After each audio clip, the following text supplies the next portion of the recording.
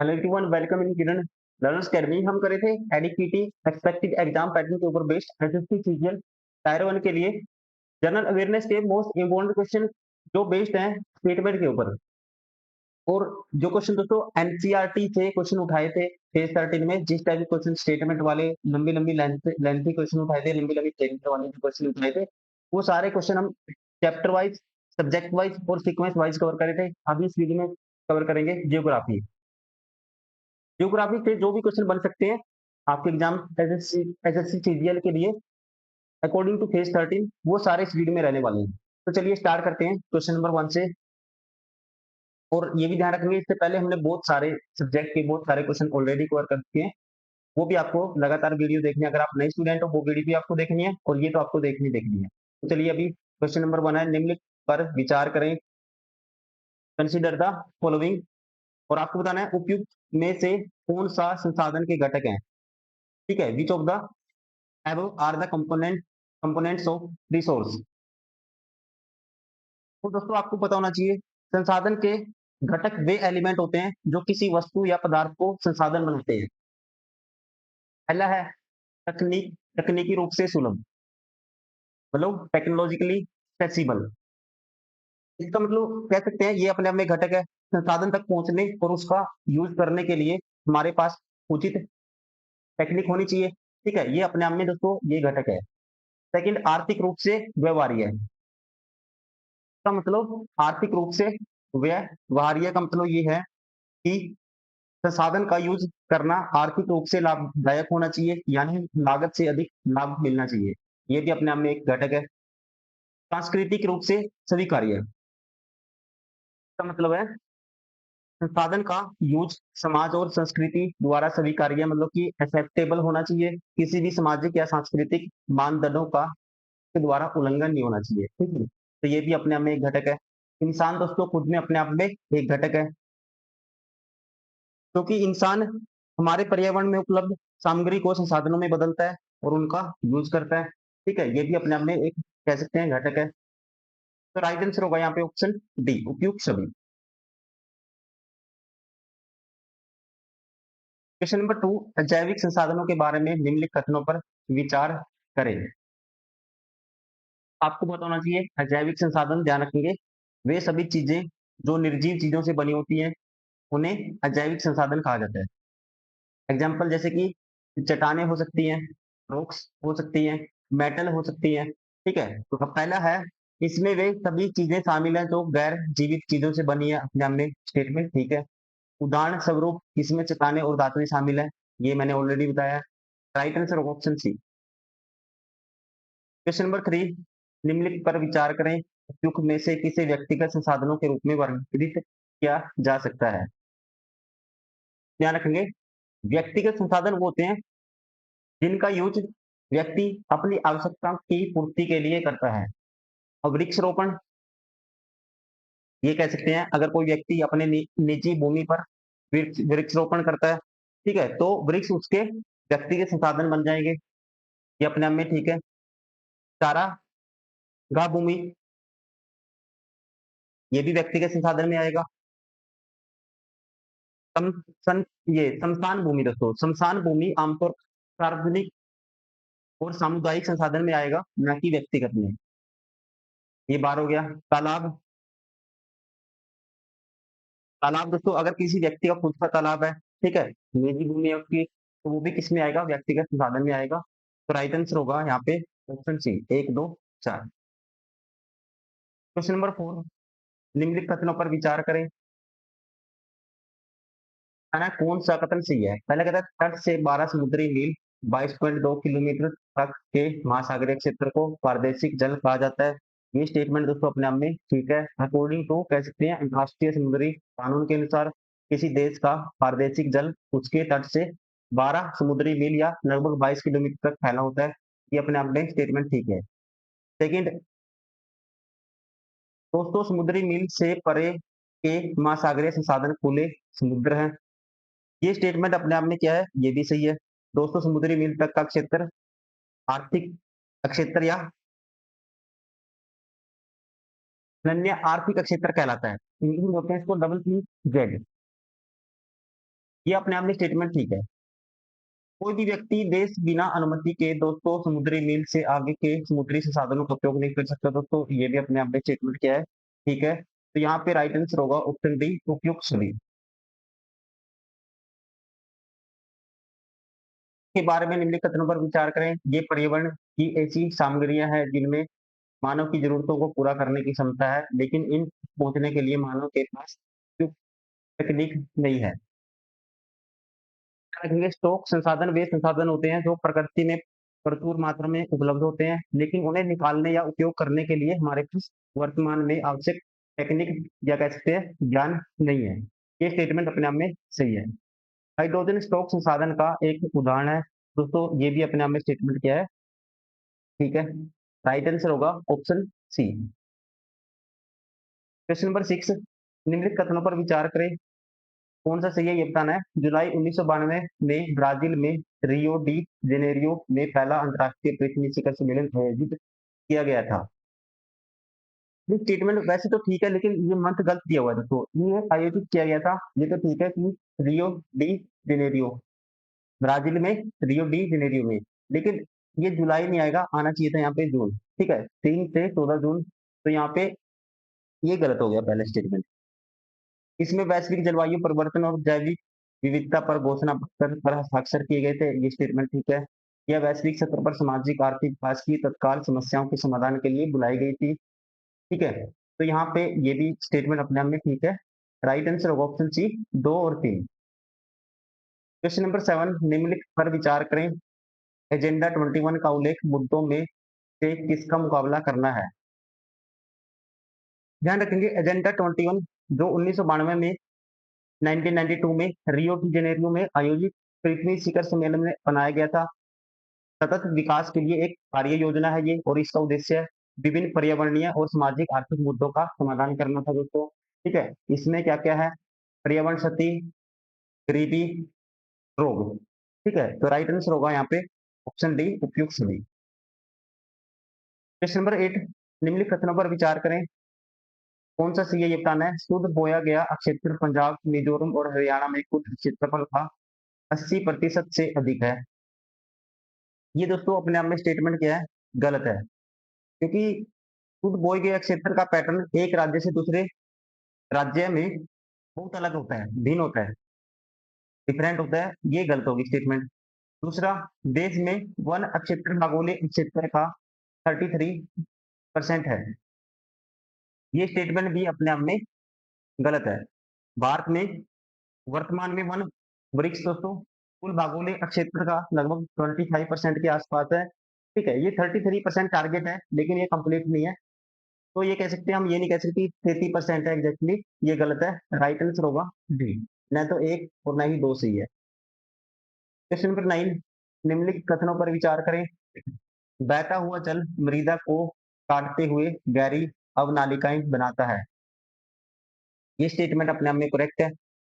Chambal basin में खराब भूमि को खंड कहा जाता है, ये भी स्टेटमेंट दोस्तों आप ध्यान रखेंगे, ठीक है। शीत अपर्दन पवन अपर्दन का दूसरा नाम है, ये स्टेटमेंट क्या है, अपने आप में गलत है। शीत अपर्दन जिसे बोलते हैं शीट इरोजन, जल द्वारा होता है दोस्तों जिसमें मृदा की ऊपरी परत का एक मिट्टी की ऊपरी परत का एक समान रूप से कह सकते हैं हट जाती है, मिट्टी की एक ऊपरी परत हट जाती है। जबकि पवन अपर्दन किसके द्वारा होता है, पवन के द्वारा होता है, क्या कहते हैं, वाइंड इरोजन वाइंड के द्वारा होता है। ये अपने आप में स्टेटमेंट क्या है, गलत है। राइट आंसर होगा यहाँ पे ऑप्शन ए। क्वेश्चन नंबर 10, निम्नलिखित कथनों पर विचार करें। वन्य जीवों और पाली जा रही प्रजातियों में अत्यधिक समृद्ध है, इसमें क्या दिया हुआ है, जैविक विविधता को दर्शाया गया है। अब देखो पहला, वन्य जीवों और पाली जा रही प्रजातियों में अत्यधिक समृद्ध है, तो यहाँ पे दोस्तों ध्यान रखेंगे जैव विविधता में न केवल जंगली प्रजातियां शामिल है, बल्कि मानव द्वारा पाली गई खेती की जाने वाली प्रजातियों की भी विविधता शामिल इसमें होती है। ये अपने आप में स्टेटमेंट क्या है, करेक्ट है। लेकिन रूप और कार्य में विविधता, ये भी स्टेटमेंट दोस्तों ठीक है। जैव विविधता में अलग अलग प्रजातियों के रूप, आकार, संरचना, ये सब विविधताएं शामिल होती हैं, ये भी अपने आप में ठीक है।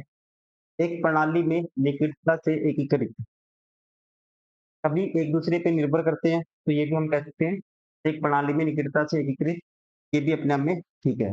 राइट आंसर होगा ऑप्शन डी, उपयुक्त सभी। ठीक है, सभी दोस्तों जैव विविधता में सभी प्रजातियां एक दूसरे पे निर्भर करती हैं, तो हम तीसरा भी कह सकते हैं, ठीक है। तो राइट आंसर होगा हमारा ऑप्शन डी। 1, 2, 3 सभी सही है। क्वेश्चन नंबर 11, निम्नलिखित कथनों पर विचार करें और कौन सा सही है ये आपको बताना है। प्रजातियां जिनके जनसंख्या स्तर को उनके अस्तित्व अस्तित्व के लिए मान्य माना जाता है, उनमें शामिल है साल, देवदार, कृंतक आदि। ये स्टेटमेंट ध्यान रखेंगे। प्रजातियों को उनके जनसंख्या स्तर के आधार पर वर्गीकृत क्लासिफाई किया जाता है। सामान्य प्रजातियां वे हैं जिनकी जनसंख्या का स्तर उनके अस्तित्व के लिए सामान्य माना जाता है, जैसे कि साल, देवदार, कृंतक। ठीक है, ये अपने आप में स्टेटमेंट क्या है, करेक्ट है। सेकंड, जिन प्रजातियों के विलुप्त होने का खतरा है उन्हें लुप्तप्राय प्रजातियां कहा जाता है दोस्तों। तो ध्यान रखेंगे, लुप्तप्राय प्रजातियां वे हैं जिनके विलुप्त होने का खतरा होता है, ये अपने आप में स्टेटमेंट क्या है, ठीक है। तो राइट आंसर होगा option C. Question number 12, Buxa tiger reserve में चल रहे डोलोमाइट खनन से गंभीर खतरा है, यह स्थित है। ध्यान रखेंगे, बुक्सा टाइगर रिजर्व पश्चिम बंगाल के अलीपुर द्वार जिले में स्थित है। राइट आंसर होगा option A, according to option कह सकते हैं पश्चिम बंगाल। क्वेश्चन नंबर 13, भारत में मगरमच्छ की निम्न में से किस प्रजाति को कानूनी रूप से संरक्षित किया गया है। इसमें आएंगे सभी के सभी ताजे पानी मगरमच्छ, खारे पानी मगरमच्छ और घड़ियाल। Option D. क्वेश्चन नंबर 14, निम्नलिखित कथनों पर विचार करें, कौन सा सही है, वही सेम है क्वेश्चन, ठीक है। यही बताना है कि कौन सा सही है स्टेटमेंट।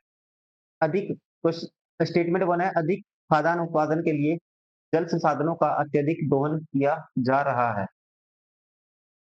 ये स्टेटमेंट अपने आप में क्या है, ठीक है।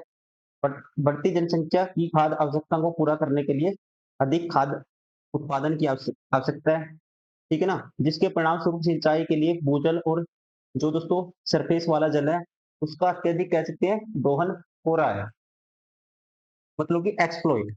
दोहन मतलब एक्सप्लॉइट, ये ठीक है।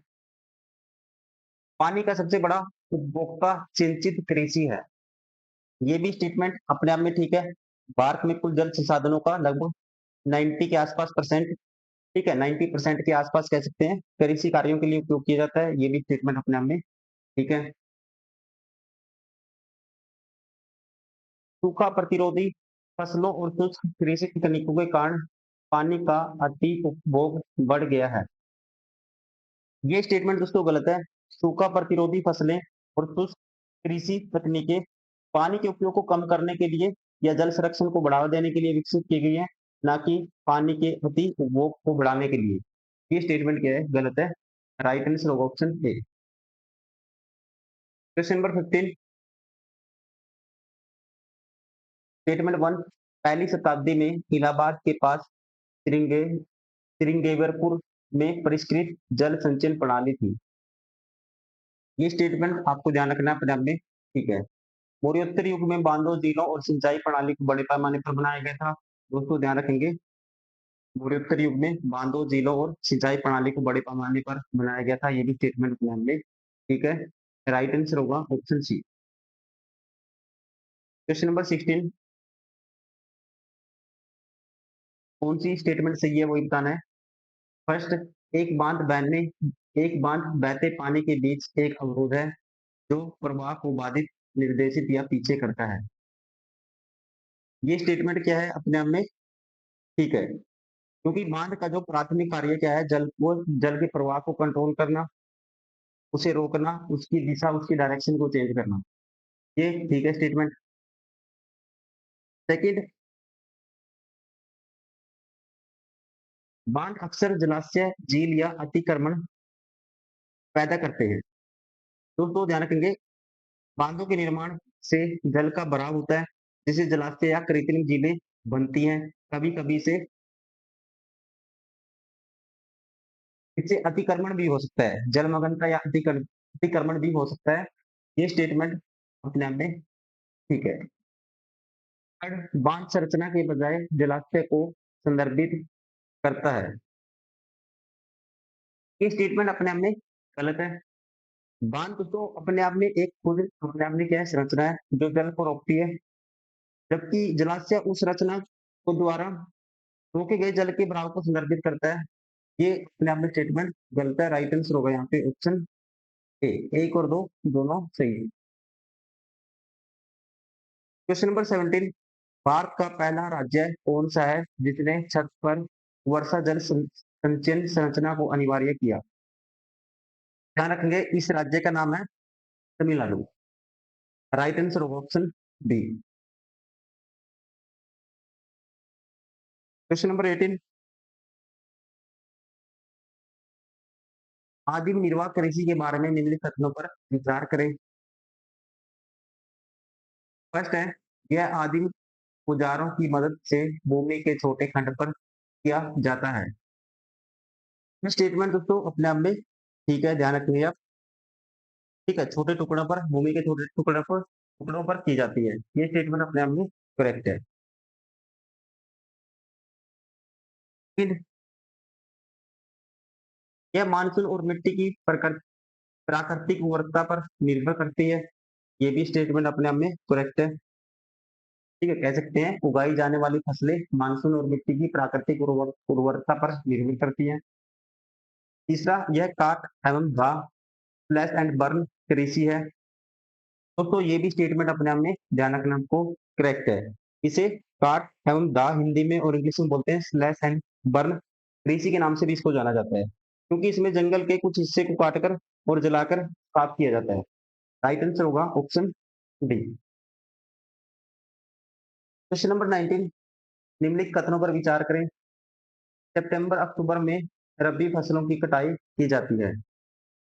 ये गलत है दोस्तों। रबी फसलों की जो बुआई है अक्टूबर से दिसंबर के बीच में होती है और कटाई मार्च से मई के बीच में होती है। ये कह सकते हैं हम गलत है। पहली स्टेटमेंट। रबी की कुछ महत्वपूर्ण फसलें गेहूं, जौ, मटर, चना और सरसों हैं। ये स्टेटमेंट अपने आप में सही है। ये सभी किस में आते हैं? रबी फसलों में आते हैं। तीसरा, ये फसलें भारत के बड़े हिस्से उत्तर और उत्तर पश्चिमी राज्यों के हिस्सों में उगाई जाती हैं। दोस्तों ये भी स्टेटमेंट अपने आप में ठीक है।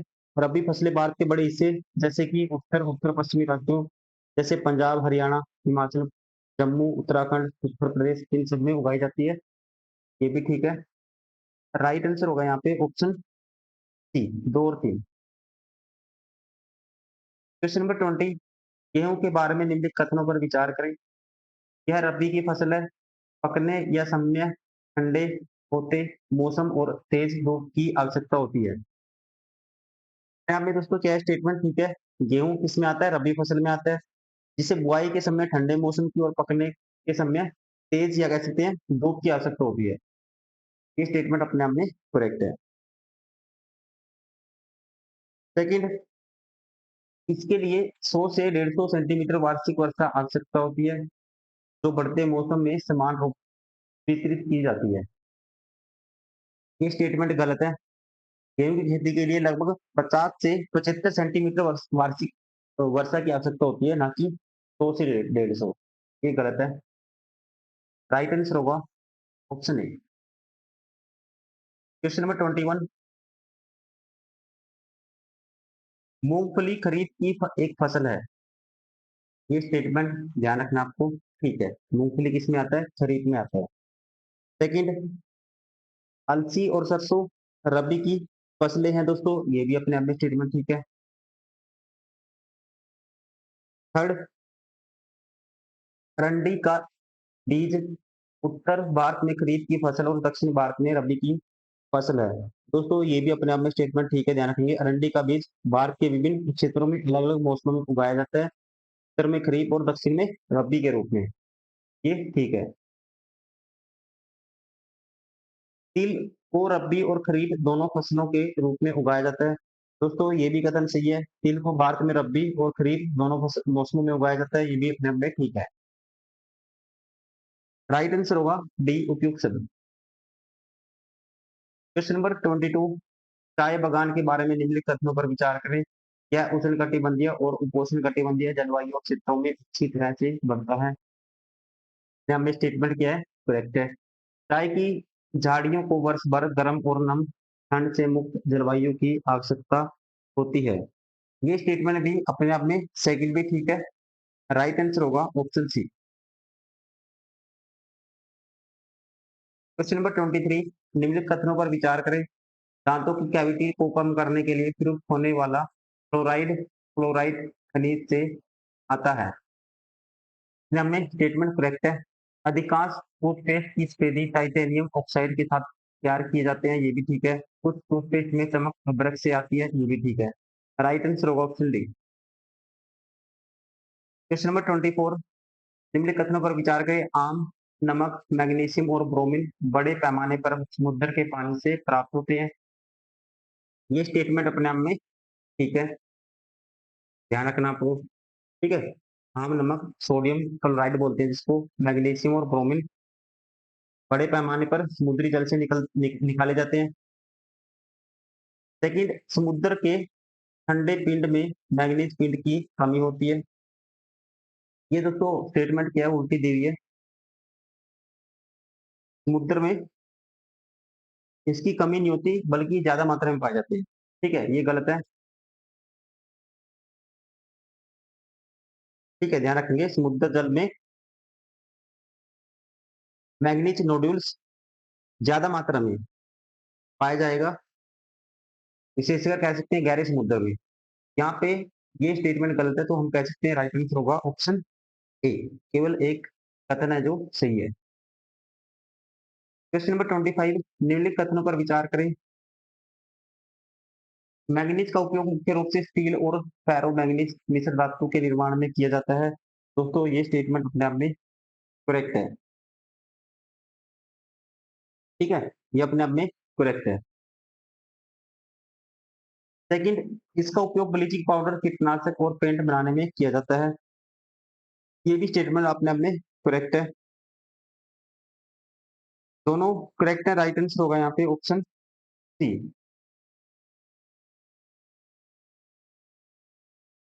क्वेश्चन नंबर 26, लिग्नाइट कौन सा कथन सही है वही बताना है। लिग्नाइट एक निम्न श्रेणी का बुरा कोयला है जिसका उपयोग बिजली उत्पादन के लिए किया जाता है। ये स्टेटमेंट अपने आप में पहले वाली करेक्ट है। लिग्नाइट को बुरा कोयला भी कहा जाता है। ठीक है, ध्यान रखिए आप।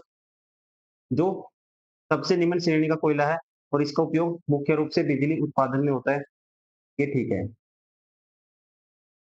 सेकंड, प्रमुख लिग्नाइट भंडार तमिलनाडु में नवेली में है। तमिलनाडु के नवेली में है। ये दोस्तों अपने आप में ये भी ठीक है। तमिलनाडु में भारत में लिग्नाइट कोयले का सबसे अधिक भंडार पाया जाता है, स्पेशली नवेली में। ये ठीक है। बिटुमिनस उच्चतम गुणवत्ता वाला कठोर कोयला है, ये गलत है दोस्तों। उच्चतम गुणवत्ता वाला कठोर कोयला होता है एंथ्रेसाइट। ठीक है, एंथ्रेसाइट से निम्न श्रेणी में आएगा बिटुमिनस, ये गलत हो गया। राइट आंसर होगा ऑप्शन ए। क्वेश्चन नंबर 27, स्वामित्व के आधार पर उद्योग उदाहरण बताना कौन सा इसमें गलत। अब की बार देखो मैं पढ़ देता हूँ, गलत बताना आपको क्या है। ठीक है, गलत कौन सा है। दोस्तों यहाँ पे oil India limited, oil India limited किस में आता है, सार्वजनिक क्षेत्र में आता है। इसका जो संचालन है किसके द्वारा, सरकार द्वारा किया जाता है।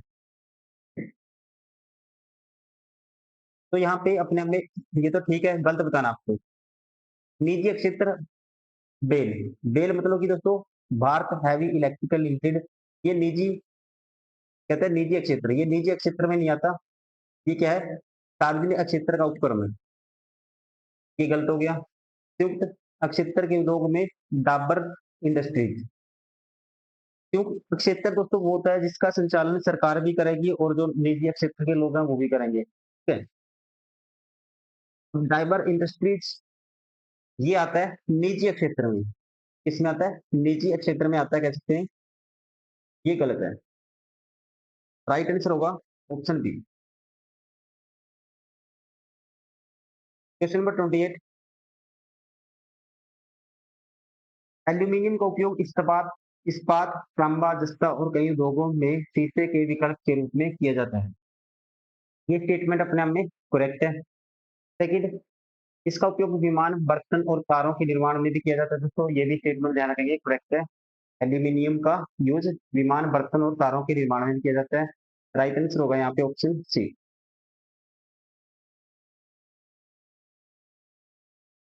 क्वेश्चन नंबर 29, निम्नलिखित कथनों पर विचार करें। रेलवे की तुलना में सड़कों की निर्माण लागत कम होती है। और हमें बताना क्या है, इसमें हमें बताना है रेलवे की सड़कों के फायदे। रेलवे की तुलना में सड़कों की रेलवे की रेलवे की सड़कों के फायदे हैं। कौन सी रेलवे की सड़कों के फायदे हैं, ये आपको बताना है। मतलब सड़कों के कौन से फायदे हैं रेलवे से के ऊपर, मतलब कैसे क्या, सड़क का महत्व बताना है। ठीक है, इंपॉर्टेंस बतानी है सड़कों की, ना कि रेलवे की। भाई रेलवे से ज्यादा सड़क बनाने के फायदे क्या है, उसकी महत्व क्या है, ये आपको बताना है। रेलवे की तुलना में सड़कों की निर्माण लागत कम होती है। ये अपने आप में स्टेटमेंट क्या है दोस्तों, करेक्ट है। ठीक है ना, ये अपने आप में ठीक है। लेकिन अधिक ढाल प्रवणता तथा पहाड़ी क्षेत्र में भी सड़कें निर्मित की जा सकती हैं, ये भी अपने आप में ठीक है। घर घर सेवाएं प्रदान करता है, ये भी ठीक है। परिवहन के अन्य साधनों के लिए एक कड़ी के रूप में कार्य करता है, ये भी ठीक है। राइट आंसर होगा ऑप्शन डी, उपयुक्त सभी। क्वेश्चन नंबर 30, 1853 में मुंबई से ठाणे के बीच पहली ट्रेन रवाना हुई। दोस्तों ये स्टेटमेंट अपने आप में करेक्ट है। क्या है, जो कथन में कौन सा कथन गलत है, ये गलत बताना है। भारतीय रेलवे रेलवे अब 11 क्षेत्रों में पुनर्गठित है। यहाँ दोस्तों 11 नहीं है, कितने हैं, कितनों में, 18 में, तो ये गलत हो गया। 11 की जगह क्या होना था, 18 होना था। रेलवे नेटवर्क का वितरण पैटर्न भारत में केवल भौतिक कारक से प्रभावित है। ये भी दोस्तों ध्यान में गलत है, क्योंकि पैटर्न भौतिक से नहीं, सिर्फ आर्थिक और प्रशासनिक कारकों से भी प्रभावित है। ये कहता है सिर्फ भौतिक, केवल भौतिक कारक से, ये गलत हो गया। तो गलत कौन बताना था आपको, गलत कौन कौन से हो गए, 2 और 3। राइट आंसर होगा यहाँ पे ऑप्शन सी।